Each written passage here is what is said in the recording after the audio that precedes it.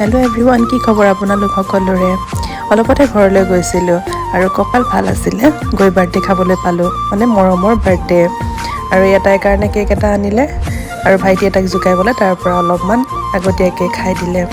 আৰু তাই মোক কোৱাৰ কাৰণে মই তাইৰ কাৰণে বেলুন ফুলাই অলপমান ডেক'ৰেশ্যন কৰি দিলোঁ।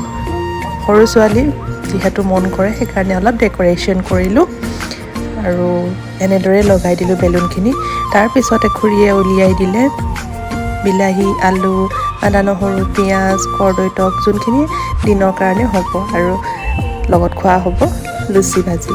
সেইকাৰণে লুচিৰ কাৰণে অলৰেডি আটা মাৰি আছে। বেলেগকৈ কাৰিকৰ মাতিব নালাগে, কাৰণ পৰিয়ালৰ মানুহখিনিয়ে সকলোৱে লাগি ভাগি বনাই দিয়ে। এয়া লুচি বেলি আছে পৰিয়ালৰ চবে মিলি পেলাই, আৰু লুচি বনাবলৈ মাতিলে আমাৰ খুৰাক, মানে বাবুল খুৰা, ডাঙৰ ককাৰ ডাঙৰজন পুতেকক। তাৰপিছতে কেক কটাৰ সময় আহি গ'ল। বাৰ্থডে গাৰ্ল ৰেডি কেক কাটিবৰ কাৰণে। এফালে কেকটো ধুনীয়াকৈ টেবুলখনত থৈ মম কেইডালমান জ্বলাই দিলোঁ। আৰু আইৰ ইচ্ছা কেকৰ লগতে এগছি চাকিও জ্বলাব, সেইকাৰণে আয়ে চাকি গছি জ্বলাই দিলে।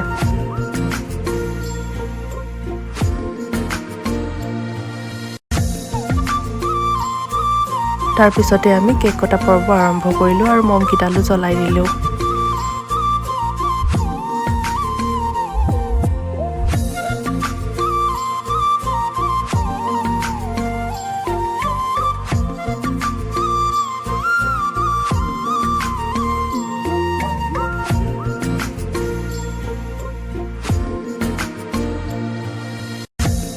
আৰু কেক কাটি হোৱাৰ পিছত সকলোকে তাই অলপ কেক খুৱাই দিলে।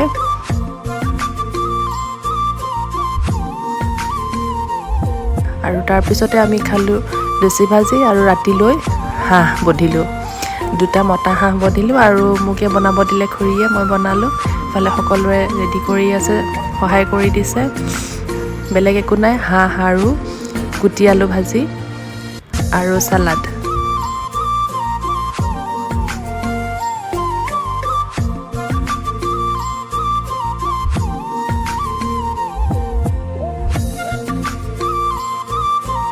এয়া গুটি আলু ভাজি, ঘৰৰ গুটি আলু নতুনকৈ হৈছে।